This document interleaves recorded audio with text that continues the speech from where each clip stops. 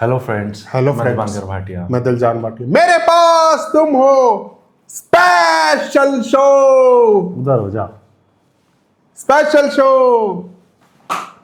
तो भाई आप लोग कह रहे थे पहले स्पेशल शो देखो, तो लास्ट एपिसोड से पहले हम ये स्पेशल शो देखेंगे क्योंकि इसमें खलीलुर रहमान भी है, लोग कह रहे हाँ, थे। मैंने बोला था उनको आ जाना। हाँ, अब तूने क्या बोला यार? तूने चल बोला आ चल जाना। जल्दी।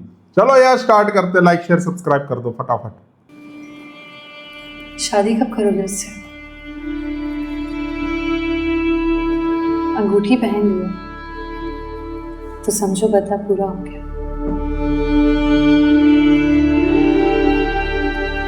कल रूमी ने बताया तो लगा मोहब्बत में भी हसास होता है। आप उसके मुंह पर थूकोगे तो वो आपके मुंह पर थूक देगी। अच्छा सुनो, ये रूमी ने बताया। कोई बेवफाई वो करके तो पछताए बड़ा जहनी तो बच्चा एहसास है। पूरा नहीं हो जाता। तुम कभी पछताए नहीं, वरना तुम्हारी कसम पछताने की सजा मर जाने की सजा से बड़ी होती है। पछताने की सजा या बेवफाई के दुख को झेलने की सजा? अब तुम पछता रही हो तो मुझे भी तरस आ रहा है तुम पर अजीब बात है महविश, मुझ पर किसी को तरस आया तो मुझे लगा तुम्हारा नाम लेकर कोई गाली दे रहा है मुझे। अच्छा लगता है जब कोई आपके दुख में आप पर तरस खाए, पर बहुत बुरा लगता है जब कोई महविश का नाम लेकर दानिश को गाली दे।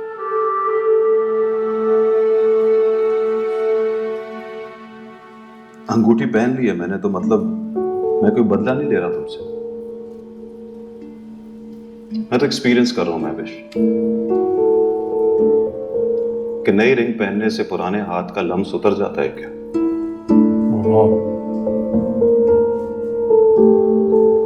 तो क्या है कि कौन चाहेगा मोहब्बत की तबाही, लेकिन तुम जो चाहो तो खुदा इसको भी बर्बाद करे।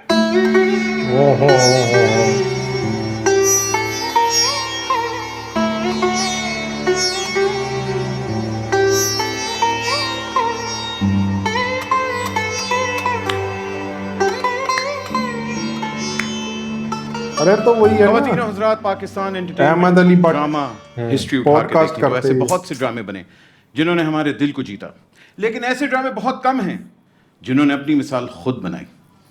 आज से कुछ महीने पहले AR1 ने एक ऐसा ही ड्रामा लॉन्च किया, ना जानते हुए कि ये ड्रामा पाकिस्तान का सबसे बड़ा ड्रामा बनने वाला है, बल्कि हमारे दिमागों में बुखार की तरह चढ़ने वाला है, बल्कि अपनी मिसाल खुद बनने वाला है, बल्कि तमाम रेटिंग्स के रिकॉर्ड कर देगा।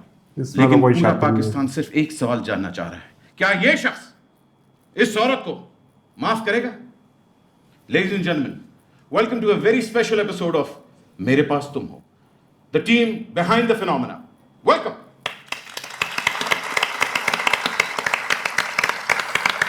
रूमी बैठा हुआ है। हमारे साथ आइए कैसी? आइए बैठिए बैठिए प्लीज बैठिए। मेरा पहला सवाल हर पाकिस्तानी का है और वो है नदीम बेग से, इस ड्रामे में मैं क्यों नहीं हूं?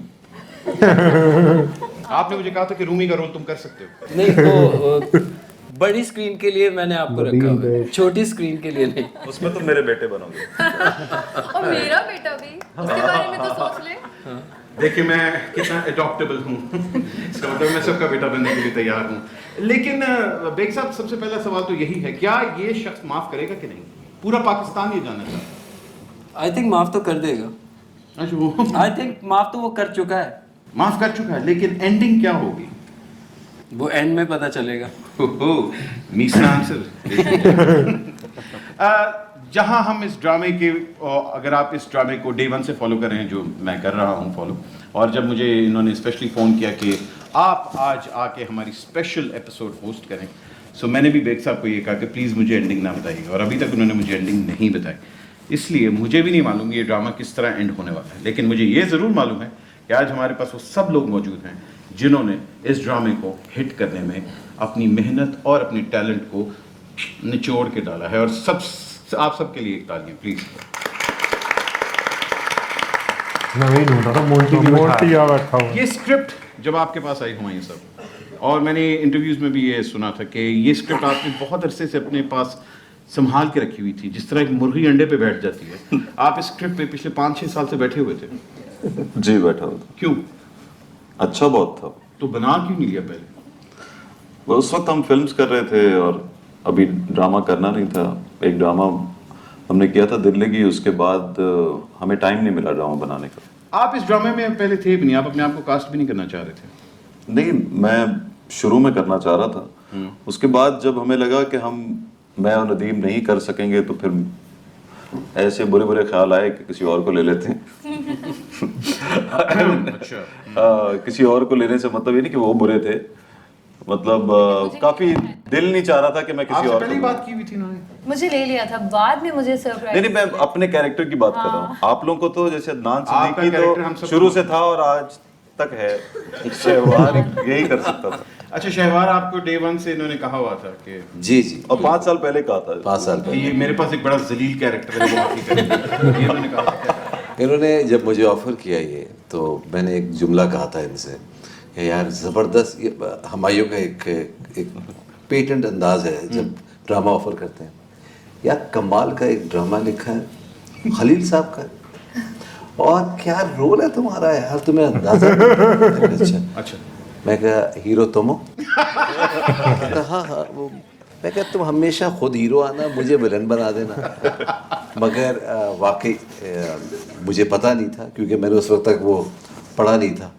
और जब वो आया और जब मैंने काम करना शुरू किया और इन साहब ने जिस तरीके से काम करवाया, उन साहब की तरफ तो अभी हम आ रहे हैं, क्योंकि अभी हम लोग बात करना चाह रहे हैं इस ड्रामे का ओरिजिन जो था। वो ऑब्वियसली बात है, अगर आप लोग को मालूम नहीं, ये ड्रामा खलील रहमान कमर साहब ने लिखा है। वो तो है नहीं। कहाँ है वो? और खलील साहब के बारे में तो आप सबको मालूम है कि वो अपने कलम से सिर्फ सोना लिखते हैं। बेग साहब, ये स्क्रिप्ट जब आपके पास आई, सबसे बड़ा फेयर आपका क्या था? आई थिंक ये एक बहुत थिन लाइन पे ये character, and specially Ayeza's character.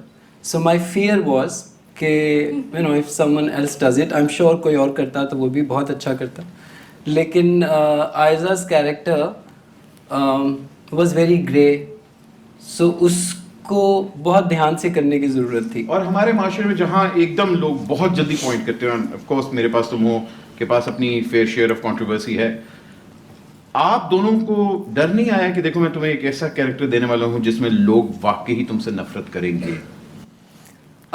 बिल्कुल आया, और ये बात किसी से छुपाई नहीं, क्योंकि स्क्रिप्ट जब पढ़ा आयजा ने, तो मैं ये ज़रूर कहना चाहूँगा कि Aiza was one dairying girl, जिसने ये समझा कि स्क्रिप्ट में जो कैरेक्टर है वो एक इतना डिफरेंट कैरेक्टर है जो शायद लोग आयजा से एक्सपेक्ट नहीं करते। रूमी का वेट और कर रहा यही हूँ, शायद तुम इसकी बोले। खूबसूरती थी कि पीपल वुड एक्सपेक्ट कि यू नो एक बहुत सीधी सादी और एक मासूम लड़की के रोल मैं जो तो खलील ज़्यादातर आयजा साहब ने का किए हुए। मिस मुझे कर लगता रहा है कभी इस तरह देखना का था वो नेगेटिव क्या मैंने बोलते किया है, कुछ भी ग्रे शेड हो, इस तरह की कहानी अगर खलील साहब की नहीं होती तो शायद आयजा महविश नहीं होती। तो वो खलील साहब That's का true. टैग, खलील साहब का अप्रूवल होना जरूरी था। Yeah. लेकिन what was your biggest concern, कि मतलब डर नहीं लगा कि यार अच्छा शायद, क्योंकि हम लोग ऑब्वियस बात है, जैसे मुझे देखें मैं भी एक टाइप कास्ट हो जाता हूँ। तो आपको डर नहीं आया कि अच्छा इसके बाद मैं टाइप कास्ट हो जाऊंगा? नहीं, मुझे नहीं आता, क्योंकि एक कैरेक्टर को मैं उसी तरह कंसीव करती हूँ कि ये एक कैरेक्टर है और उसके बाद नेक्स्ट में मुझे जाना है और फिर वो बन के दिखाना है, तो वो एक चैलेंज हो जाता है मेरे लिए। तो I don't think so as an actor आपको इस बात का डर कभी होना चाहिए। गुड। अच्छा, ऑब्वियस बात है, जब हम लोग एक कैरेक्टर को प्रिपेयर कर रहे होते हैं और वो लाइंस पढ़ रहे होते हैं, जब आप खलील साहब की लाइंस पढ़ रहे होते हैं तो वैसे ही आप अपना लुगत सही कर रहे होते हैं कि अच्छा यार हल्की सी लाइन इधर होगी उधर होगी। तो इसमें सबसे बड़ा कंसर्न क्या होता है एक एक्टर का, and as a director establish करने के लिए, to deal with the lines of Khalil Rahman Qamar? Question इसमें जो सबसे सबसे ज़्यादा पूछ रहा है। ज़रूरी चीज़ है कि वो एक्चुअली लाइन में इतना अच्छा फ्लो होता है खलील साहब की कि आप उसको चेंज कर नहीं सकते, और अगर आप करेंगे तो उसका फ्लो ख़राब हो जाएगा लाइन का। सो वो लाइन उस तरह नहीं पहुंचेगी ऑडियंस तक जिस तरह पहुंचनी चाहिए। सो मेरी कोशिश ये होती है कि उनकी लाइन चेंज ना हो, बल्कि बहुत बारीक एक आध लफ्ज़ भी इधर से उधर ना हो। आपका बड़ा एक लव हेट रिलेशनशिप रहा है खलील साहब के साथ, और मेरा ख्याल क्या मैंने मजाक किया? नहीं, मेरा खलील साहब के साथ सिर्फ लव एंड लव रिलेशनशिप है। There is no hate. I think कि जब दो लोग क्रिएटिविटी की पीक पे होते हैं और इतने आइडियोलॉजी एक दूसरे के साथ मिल रही होती है, जैसे मियाँ बीवी के अंदर कॉन्फ्लिक्ट एक बहुत ही हेल्दी चीज़ होती है, उसी तरह मैं समझता हूँ बेग साहब और खलील साहब के बीच में वो जो कॉन्फ्लिक्ट है on creativity, that is the key to your success. And मैं आप दोनों के लिए एक दफ़ा तालियां ज़रूर बजवाऊंगा, बिकॉज आप लोगों ने जब भी चीज़ बनाई है खूबसूरत बनाई।